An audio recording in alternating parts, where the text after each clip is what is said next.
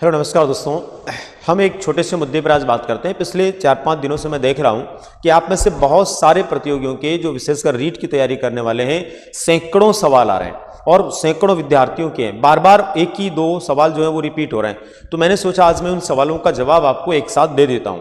और वैसे बहुत सारे मेरे विद्वान साथियों ने इनके जवाब दिए हुए हैं, लेकिन फिर भी विद्यार्थियों का इन सवालों को लेकर के कहीं ना कहीं क्रॉस चेकिंग होता ही रहता है। तो उस क्रॉस चेकिंग की दिशा में मैं भी इनका जवाब आपको देने का प्रयास कर रहा हूं। सवाल क्या है और उनके जवाब क्या है, दोस्तों ध्यान से सुनना आप, और बार बार जो है इन सवालों के अंदर अपना टाइम वेस्ट मत करो। उससे बढ़िया इसको पढ़ाई में लगाओ ताकि बेहतर परिणामों की ओर आप आगे बढ़ पाओ। दोस्तों आपके सवाल मेरे जवाब क्या। पहला सवाल है दोस्तों आपका जो बहुत बार आ रहा है और ये बहुत ज्यादा मतलब बालकों के दिमाग में आज भी घर किए हुए हैं। क्या 2025 रीट सबको देना जरूरी है? क्या 2025 रीट सबको देना जरूरी है? न मालूम कैसे आप लोगों के माइंड में ये बात आ रही है कि सबको देना जरूरी है। उन लोगों को बिल्कुल देने की आवश्यकता नहीं है जो 2022 रीट के अंदर पात्रता सिद्ध कर चुके हैं। 2022 में यदि आपने पात्रता सिद्ध कर ली है और आपके सर्टिफिकेट में आजीवन पात्रता लिखा हुआ है तो आपको घबराने की आवश्यकता नहीं है। वो सर्टिफिकेट आपके लिए जो है बोर्ड के द्वारा जारी किया गया है और वो मान्य सर्टिफिकेट है। इसलिए आप लोगों को ध्यान रखना है कि ये जो सर्टिफिकेट है रीट की पात्रता का 2022 का, वो वैलिड है। आप लोगों को 2025 में देने की जरूरत नहीं है दोस्तों। और वैसे भी आपको पता है कि 2025 में रीट के बाद थर्ड ग्रेड होना है, तो रीट से तो डायरेक्ट पोस्टिंग होगा नहीं। जितने भी नंबर उसमें हैं, पात्रता आपने सिद्ध कर ली है तो भले आप अपना समय खराब मत कीजिए। श्रेणी सुधार के लिए कोई देना चाहता है, अंक सुधार के लिए कोई देना चाहता है, अच्छे अंकों के लिए कोई करना चाहता है तो कोई मनाही नहीं है, लेकिन जरूरी है ऐसा नहीं है। आपकी इच्छा हो तो दीजिए, नहीं है तो मत दीजिए। कब? जब 2022 की पात्रता आपने सिद्ध पहले से की हुई है। अब सवाल है हमारा दूसरा सवाल, ये 2-3 दिनों से बहुत ज्यादा व्यापक रूप से फैल रहा है। पता नहीं कहां से ये जो विचार आ गया कि 2025 में अगर किसी ने रीट का दिया और वो फेल हो गया, रीट पात्रता को सिद्ध नहीं कर पाया, तो 2022 की पात्रता अमान्य हो जाएगी। ये बिल्कुल सही बात नहीं है दोस्तों।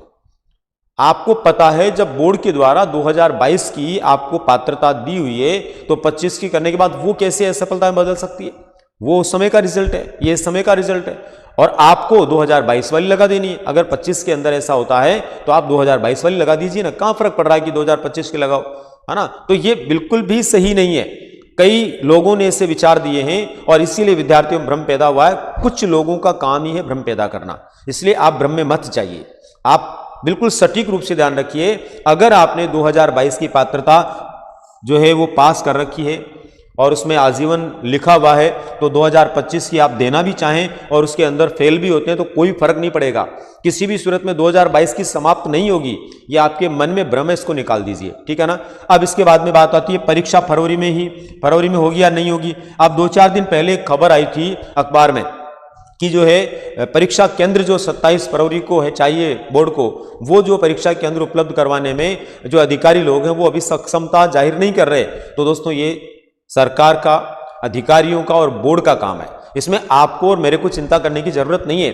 अगर सरकार ने ठान लिया है, बोर्ड ने ठान लिया है कि 27 फरवरी को एग्जाम करवाना है या फिर कोई भी फरवरी की अंतिम तारीख है जब करवाना, जरूरी नहीं है कि उसके आगे पीछे भी कोई हो सकता है। अपन 25 से जो है लास्ट फरवरी तक मान लें, कोई सी भी तारीख को एग्जाम करवाना है तो मतलब करवाना वो होगा ही जब तय कार्यक्रम है। बाय द वे ऐसी स्थिति बनती है कि किसी भी सूरत में उस दिन या आगे पीछे संभव नहीं है, तो ऐसा भी हो सकता है कि वो 1, 2, 4, 5 दिन ऊपर नीचे हो जाए, उससे क्या फर्क पड़ेगा। 2, 4, 6 महीने तो बढ़ने वाली है नहीं। इसलिए आप लोगों को फरवरी माह में ही परीक्षा मान करके अपनी तैयारी करने की जरूरत है। आप लोग ये मत सोचिए कि यदि थोड़ा बहुत ऊपर नीचे हुआ तो 2, 4, 6 महीने मिलने वाले हैं। 2, 4, 5 दिन मिल सकते हैं, वो अलग मुद्दा है, लेकिन महीने नहीं मिलेंगे। इसलिए आप अपनी तैयारी फरवरी के आधार पर ही करते रहिए। तो दोस्तों ये थे आपके सवाल और जो जवाब मेरे पास से मैंने आपको दिए। भ्रम मत पालिए, पढ़िए, सफलता की ओर आगे बढ़िए और निश्चित रूप से आप अध्यापक पात्रता परीक्षा को सफल बनाकर आने वाली ग्रेड 3 में शिक्षक बनने का सौभाग्य प्राप्त करें। ऐसी शुभकामनाओं के साथ में आप सभी का बहुत बहुत धन्यवाद।